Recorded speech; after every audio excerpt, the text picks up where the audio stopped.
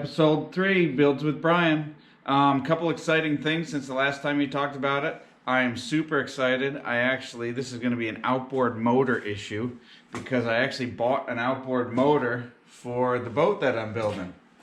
That was actually a long find, so I actually found it. Unfortunately, I won't be able to start it up for you this week. Hopefully we'll do that in a couple weeks, but super excited about that. But we're not actually going to be working on this one.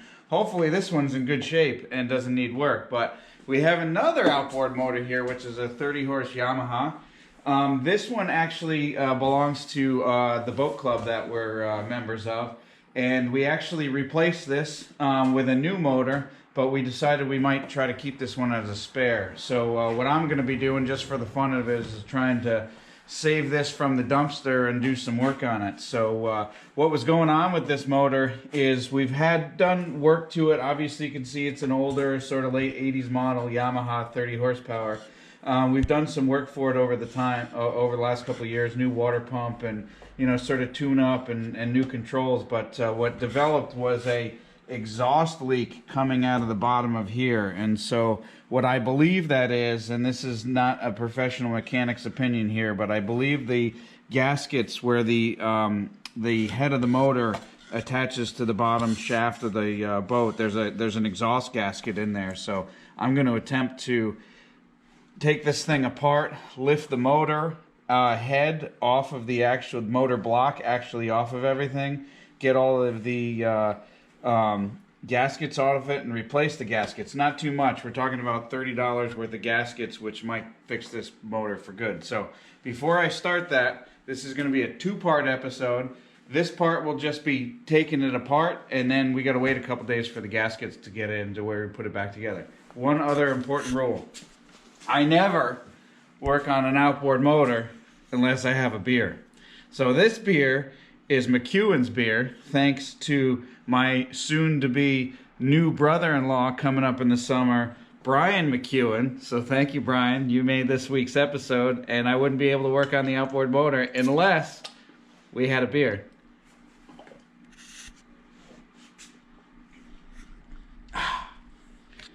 All right, we're going to get started.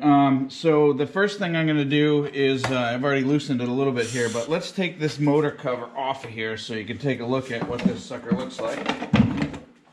So we'll put that off of there. This is a 30-horse, 2-stroke, and it has 3 cylinders, 3 carburetors. 1, 2, 3. 1, 2, 3 on the bottom there.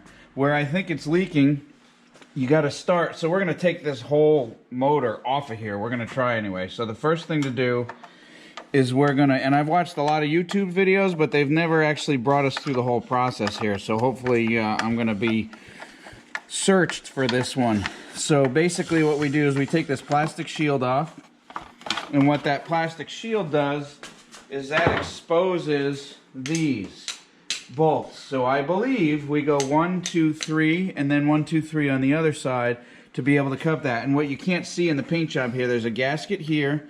That is not the one that I think that's leaking, but if you come up here and look in this part of the motor, I don't know if you can see that with the light or not. I'm sort of pointing at it. Hopefully I've got a flashlight here. Hold on. So you can see down there, there's another gasket that I'm hoping to be taken off. So we're going to start by unbolting that, and then we're going to see if we can wiggle this head off. I've been told that I might need to take the lower unit out because the shaft goes up through this and through the bottom of the motor. But hopefully, I don't want to touch any of that, so hopefully that will just come off. And the other thing I'm going to have to do is disconnect some of these wires, hopefully very few of them, because it should come up all on one unit, just so that I can lift it off and take the whole thing off. So here we go.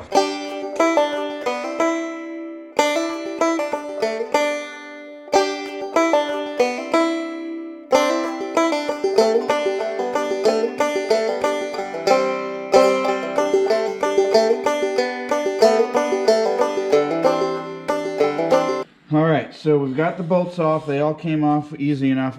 Keep in mind too, I've never done this before, so we'll see how this goes. What I'm going to do now is I'm attempting to take off this, hopefully it just is a pressure fit here. this is the water coolant hose. When you suck the water up through the lake, it pours out of here. So I'm disconnecting that. I'm keeping all of my screws and everything in one spot on the workbench. And then I'm also looking on here to see what else is connected to the head that would cause that from not wanting to pull up from me here. So I can tell right off the bat, I think we're gonna have to take it off and just see what happens here. So these are kind of tight. These are the control lines. They're kind of tight, but we'll see what comes up and what doesn't come up. So I don't know. What I've been told is we can very carefully get my bench is a mess here because I got motor parts all over it, but I've been told we can very carefully wiggle this to pull it. I don't want to do that. It's not coming up the way I wanted to. So we're going to keep wiggling on this till we get it loose with the camera, but I'm going to try to attempt to loosen the head of this motor without without damaging anything. That's the key to this whole thing. So, and I'm also going to take a double check to make sure there's not any other screws that I need to come off to take that apart. I don't think there is, but I'll just take a double check look and have another drink of McEwen's beer. Okay. All right, we're having a little trouble getting the head off of the motor. I did find 2 more screws, so I'm going to attempt to take that off. I think the gaskets are just holding it together, and it's cold outside, so that might be half my battle here. So anyway, I found these 2 more screws under here. That will definitely separate this part to this, which is not going to help me so much getting the head off, but definitely I wanted to replace this gasket anyway because I'm going through all of this trouble. So we're going to go ahead and take these off and see if that helps it at all. The good news is all of the bolts seem to be coming off, and with a motor this old, it's about 35, almost 40 years old. So sometimes you can get into a situation where they'll break on you, but so far we're doing pretty good. And this has always been freshwater use too, so they tend to not corrode like they do in the saltwater. So we'll screw off these and see if we make any progress here. All right, we're having trouble getting this separated, and I think, like I said, there's nothing else holding it together. All of the bolts that attach it are together.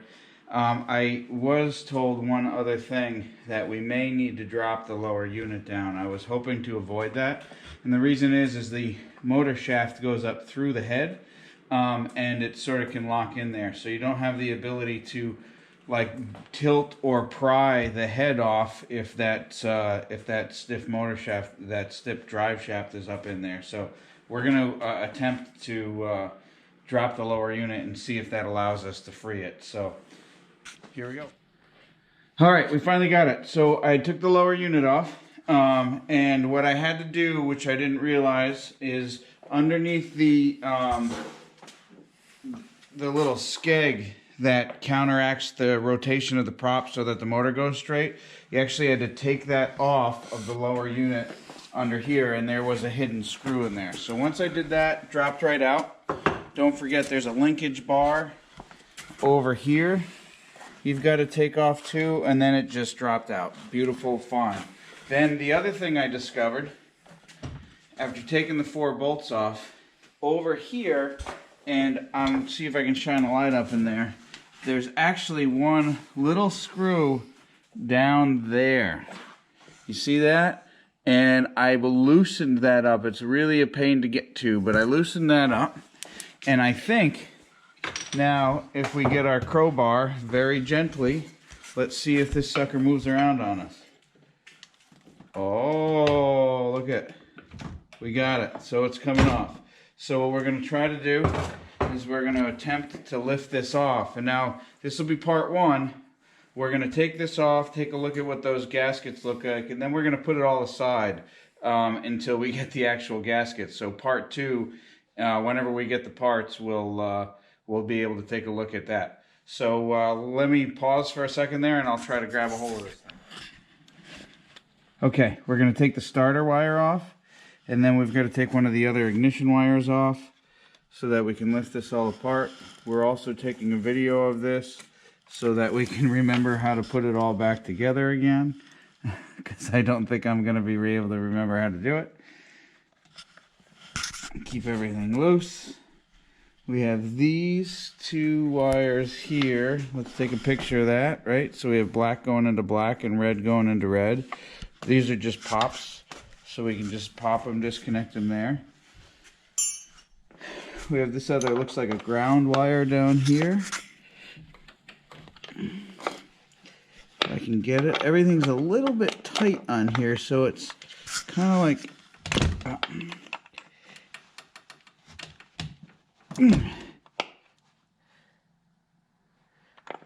It's hard to get to some of this stuff.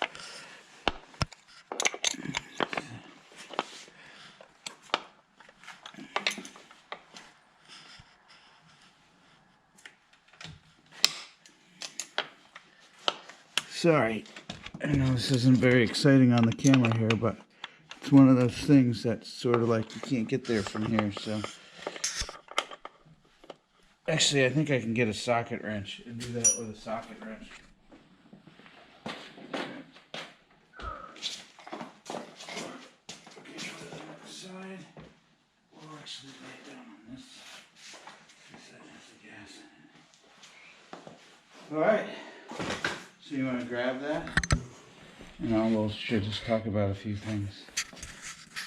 You ready? Okay, sorry. So we got it off. That's very cool. So this is the sort of the start of it, and as far as we're going to take it today. So I suspected that these gaskets were leaking, and I think if you see here, you see that right there? You see how that's turned down like that? I think that might have been the cause of our gasket failure. Right there, and you can see the bottom of the engine. I mean, it does happen, but it has quite a little bit of junk in the bottom of it. This also, right here, you see how there's a lot of black carbon in there? I mean, it's part of the exhaust, you'll get that, but it shouldn't be like that. That tells me that this gasket has failed here because it's in multiple pieces. So what we're going to do when we get the gaskets is all of these seals are going to come off. We're going to got a new gasket to replace there. We've also got a new one to replace on the bottom. And then we've also got some new O-rings that go on top of where that fits into the where the shaft fits in. And I believe those O-rings, this area comes apart here, and then we got some new O-rings in here to leave that oil from leaking. But that'll all get scraped off. You see how that's bled in over there like that? I think that's probably where our gasket leak was coming from, or our exhaust seal leak was. So when we come back in a couple of weeks, we might have a video or two in between before we get the gaskets. We're just going to clean all of that up with some, maybe like a steel wool brush on my electric drill, get it all shiny and fancy, and just hopefully we can plug it all back in again and get it running. All right, it's been fun. I'll talk to you in a bit.